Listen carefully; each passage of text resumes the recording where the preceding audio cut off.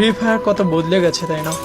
আজকাল নতুন প্লেয়ারদের কাছেও পুরানো কালেকশন থাকে, আর এক ছিল আমাদের সময় শুধু ফ্রিতে দেওয়া বান্ডিল ছাড়া কিছুই ছিল না। যখন বাকি তিনজন মিলে সাদা অ্যাডাম বান্ডিল পরা প্লেয়ারকে চেতাতে থাকতাম, শালা নিজেরাও নুব হতাম, কিন্তু অ্যাডামকে চেতানোর মজাই ছিল আলাদা। এক ঘরে বা টাওয়ারে বসে চারজনে মিলে একটা team করতাম, আর এনিমির একজন এসে আমাদের চারজনকেই মেরে দিত। কিন্তু জানেন মজার বিষয় কি ছিল? কেউ জানতোই না ডায়মন্ড 1, 2 বা হিরোইক কি জিনিস ছিল। সবাই শুধু গেম এনজয় করত। তখন রিভাইভ না দিলে কেউ বকা দিত না বা গালি দিত না। ওই সময় যে নক হয়ে যেত সে চিৎকার করে করে বলতো, ভাই তুই পিছনে পালা, সামনে এনিমি।